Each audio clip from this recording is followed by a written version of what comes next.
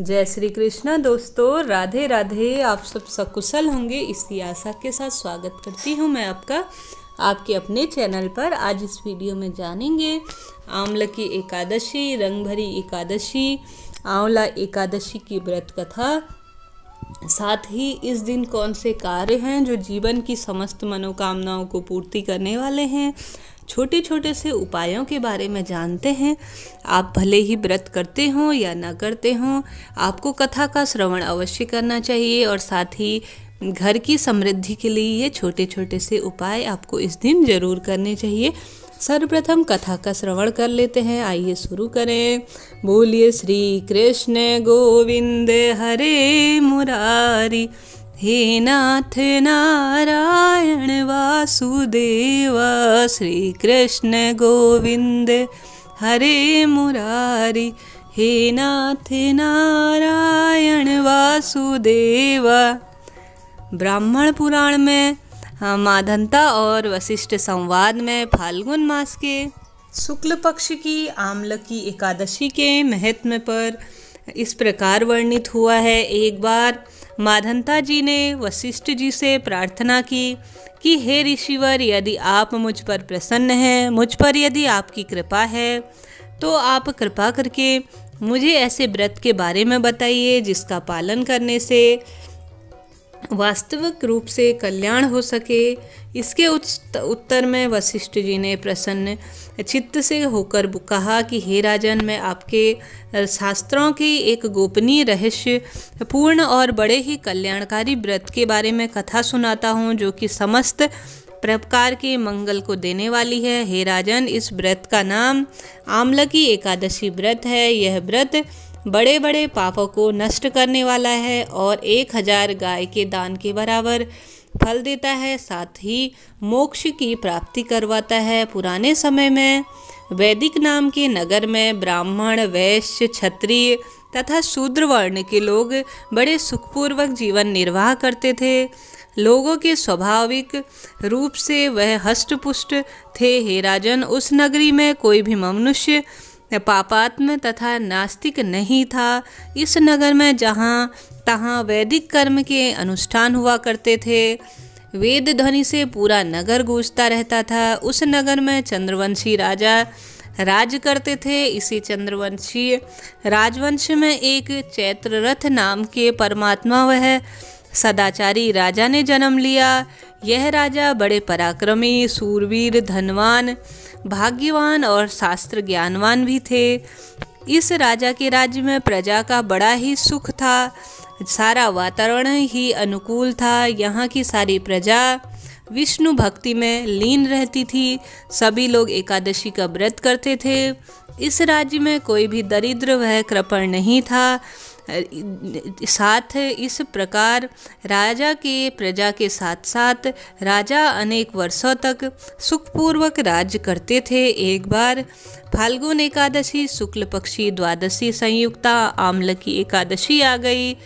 यह एकादशी महाफल देने वाली है। ऐसा जानकर नगर के बालक, वृद्ध, युवा, स्त्री व पुरुष तथा स्वयं राजा ने भी सपरिवार एकादशी का व्रत पूरे नियमों के साथ पालन किया। एकादशी के दिन प्रातः राजा नदी में स्नान करके समस्त प्रजा के साथ उस नदी के किनारे भगवान श्री हरि विष्णु के मंदिर में जा पहुँचे। वहाँ उन्होंने दिव्य ग्रंथ, सुवासित जल, कलश, छत्र, वस्त्र, पादुका आदि पंचरत्नों द्वारा सुसज्जित करके भगवान की स्थापना की।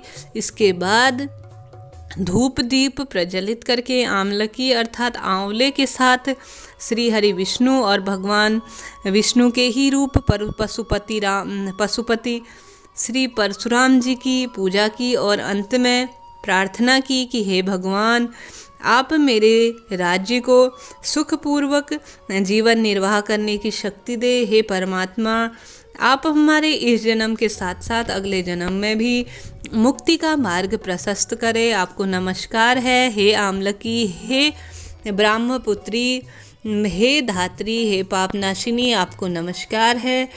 आप मेरी पूजा स्वीकार करें। इसे इस प्रकार राजा ने अपनी प्रजा के व्यक्तियों के साथ श्री हरि विष्णु वह भगवान श्री कृष्ण जी के पवित्र चरित्र की गाथा का श्रवण किया, कीर्तन व स्मरण करते हुए तथा एकादशी की महिमा सुनते हुए रात्रि का भी जागरण किया। उसी की शाम एक शिकारी शिकार करता हुआ वहां आ पहुंचा। जीवों की हत्या करके ही वह अपना दिन व्यतीत करता था। दीपमालाओं से सुसज्जित तथा बहुत से लोगों द्वारा इकट्ठे होकर हरि कीर्तन करते हुए, ऋषि जागरण करते हुए देखकर शिकारी सोचने लगा कि यह सब क्या हो रहा है। शिकारी ने पिछले जन्म के पुण्य का उदय होने पर ही वह एकादशी व्रत करते हुए पिछले जन्म के कर्मों के कारण भक्तजनों का वह दर्शन किया। कलश के ऊपर विराजमान भगवान दामोदर जी का उसने दर्शन किया तथा वहां बैठकर श्रीहरि के चरित्र गाथा का श्रवण किया। भूखा प्यासा होने पर भी एकाग्र मन से एकादशी के व्रत का महत्व की कथा सुनी तथा श्रीहरि के महिमा का श्रवण किया और रात्रि में जागरण भी किया। प्रातः होने पर वह अपनी प्रजा के साथ नगर में चला गया और शिकारी भी अपने घर वापस चला गया और समय पर उसने भोजन किया।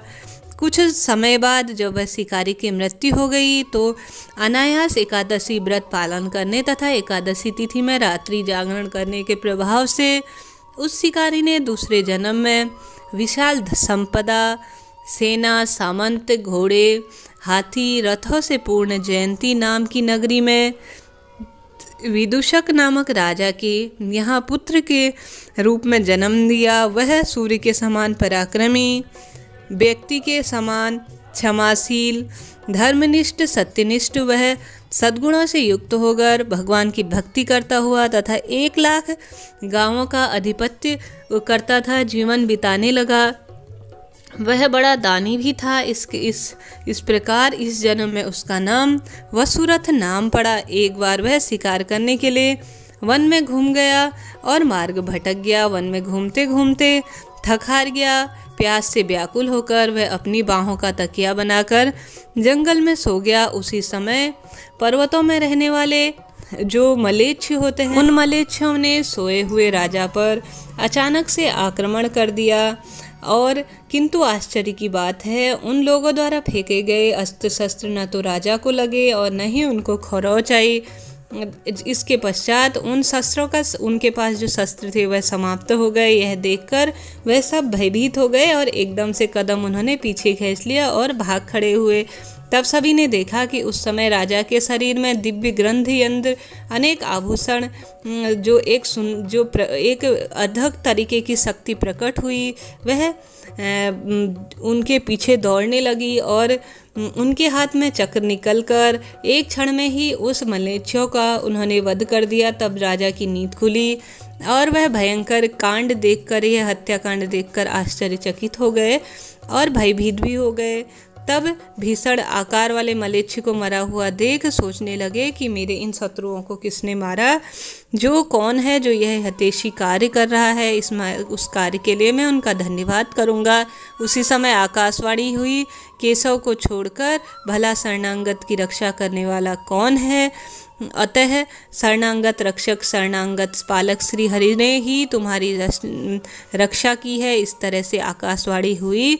राजा उस समय आकाशवाणी को सुनकर बहुत ही प्रसन्न हुए। साथ ही श्री हरि के चरणों में कृतज्ञ होकर भगवान का भजन करते हुए अपने राज्य वापस लौट आए और खुशी खुशी राज करने लगे। वशिष्ठ जी कहते हैं, हे राजन, जो मनुष्य इस आमलकी एकादशी का व्रत करेगा निश्चय ही वह विष्णु लोक की प्राप्ति होगी और कलयुग में भी उसके जीवन के समस्त कष्टों का निवारण श्री हरि विष्णु करेंगे।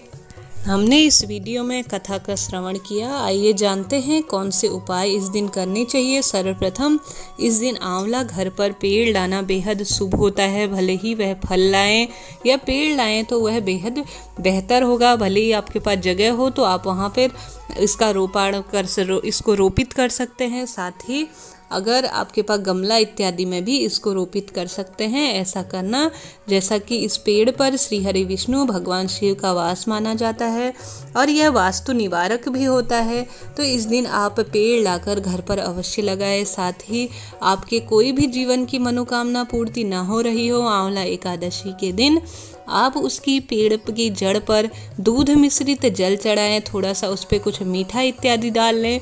ऐसा करना भी जीवन की समस्त मनोकामनाओं की पूर्ति करने वाला होता है। और आप जो भी भोग लगाएं वह पीली वस्तुओं का हो तो बेहद शुभ है, क्योंकि भगवान श्री हरि विष्णु को और माँ लक्ष्मी को पीली चीज़ें बेहद पसंद होती हैं। खासकर उसमें तुलसी का पत्ता डालना ना भूलें, ऐसा करना भी बेहद फल देने वाला होता है। साथ में सुहागिन स्त्रियों को इस दिन कुछ सुहाग की वस्तुएं अवश्य दान करें। एकादशी के दिन कहा जाता है माँ लक्ष्मी इन चीज़ों से बेहद खुश होती है। गाय के घी का दीपक आप तुलसी माँ को इस दिन रात्रि के समय अवश्य जलाएं। गाय का हो तो बेहद फल देने वाला होता है। और साथ ही 11 या 21 आप फेरी लगाएं। ओम नमो भगवते वासुदेवाय इन मंत्रों का जाप करते हुए। इसके साथ ही चावल एकादशी के दिन नहीं खाना चाहिए। द्वादशी के दिन ब्राह्मण को चावलों का दान करें, गरीबों को चावलों का दान करें। ऐसा करना भी जीवन की समस्त मनोकामनाओं की पूर्ति करने वाला होता है। साथ ही पीले रंग की चीज़ों का भले ही आप कितनी ही मात्रा में करें, दान अवश्य करें द्वादशी के दिन या एकादशी के दिन गरीबों को, निर्धनों को। ऐसा करना भी बेहद फल देने वाला होता है, भले ही वह कोई भी समस्या आपके जीवन से जुड़ी हुई हो। आपका यह वीडियो कैसा लगा बताइएगा ज़रूर। चैनल को लाइक, शेयर और सब्सक्राइब करना ना भूलें। आप पर श्री हरि विष्णु की कृपा हो, इसी आशा के साथ राधे राधे।